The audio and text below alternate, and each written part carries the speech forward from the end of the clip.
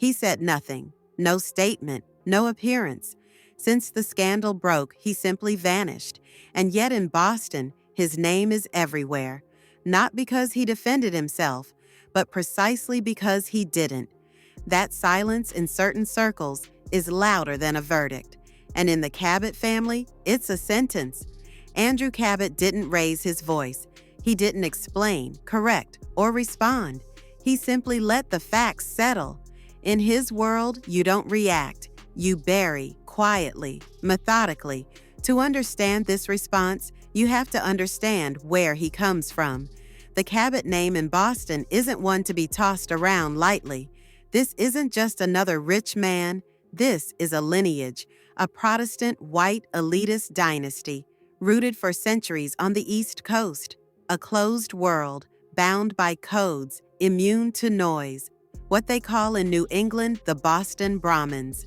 Their wealth isn't flashy, new, or volatile. It's old, quiet, and reinforced by generations of maritime trade, rum distillation, and chemical industry. The money flows, but it's never flaunted. Colonial homes, land, art collections, and political connections make up their realm. And at the center of that world, one unspoken rule: no scandal ever leaves the family. Ever. Andrew Cabot was raised in that ecosystem. No social media, no paparazzi beach shots, no public meltdowns. He runs a rum company, Privateer Rum, discreet but profitable. Officially relaunched in the early 2000s, its origins go back 6 generations. A name known only to insiders, a family empire rebuilt on the old one. As early as 1972, the Cabot fortune was already estimated in the hundreds of millions. Today, it exceeds $15 billion. Quietly, no logos on t-shirts, no Instagram stories. Into this world of silence, Andrew brought Kristin, an ambitious woman with a more recent trajectory. When she joined the board of Privateer Rum in September 2020, she was still married. A few months later, she filed for divorce. And by 2022, she began appearing alongside Andrew at discreet events, professionally at first, then personally. The wedding was reportedly held in private, likely in 2023. No formal announcement, but real estate records confirm a joint purchase in early 2025 of a tasteful, luxurious coastal home in New Hampshire. $2.2 million. A waterfront property that reflected everything they stood for. Contained wealth, elegance without ostentation. For a while, the image held up. Kristin wore the ring, attended distillery galas. She embodied the modern, educated, influential woman navigating a man's world. He, meanwhile, remained the guardian of the name, the estate, the legacy. But beneath the surface, a quiet imbalance began to grow. Now married to a scion of Boston's old money, Kristin pursued her own path. She left Privateer Rum to join Astronomer, a booming tech firm. She took over as head of human resources. In this younger, more dynamic environment, she stood out.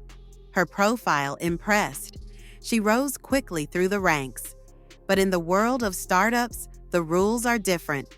Flashiness is forgiven. So are personal connections. Soon, the whispers began. Her closeness to the CEO, Andy Byron, raised eyebrows.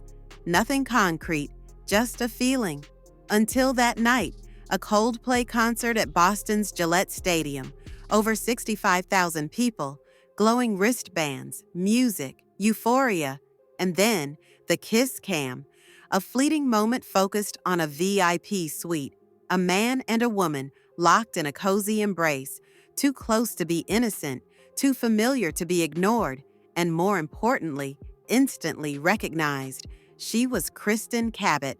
He was her boss. The clip spread across social media within hours. Faces, names, roles, all matched. One was CEO, the other was HR director, and one of them was married to Andrew Cabot. The footage went viral. Media jumped in. Comments exploded.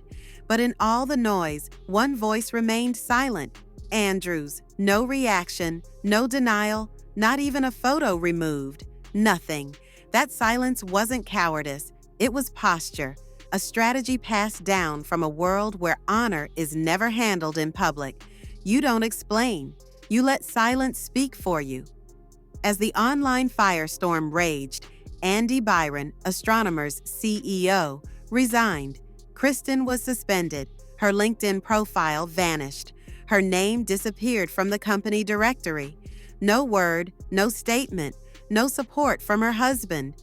Just a void, cold, deliberate, gradual.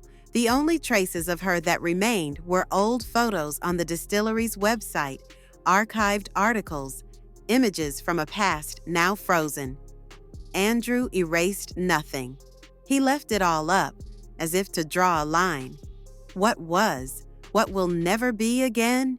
In the days that followed, private details about Kristin's past began leaking to the press.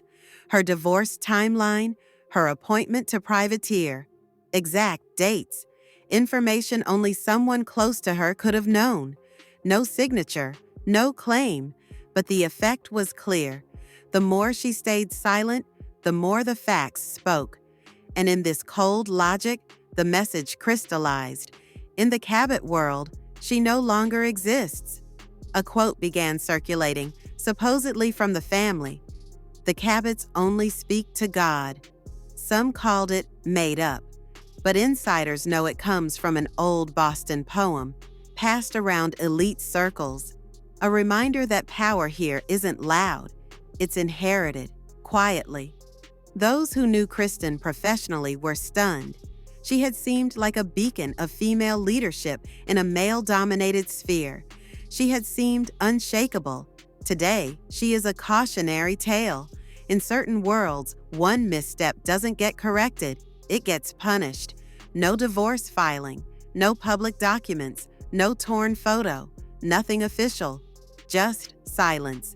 And that silence was enough. It erased Kristin from a world where image matters more than explanation. Where others might have spoken, Andrew Cabot remained silent. And in that world, silence cuts deeper than any words ever could. Maybe one day he'll tell his side. Maybe a book will come out, a podcast will invite him, a journalist will track him down.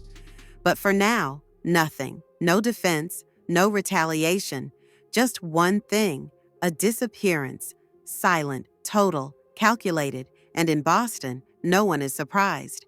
Because here, people know. You don't betray the Cabots, not in public, not without paying the price, not without vanishing.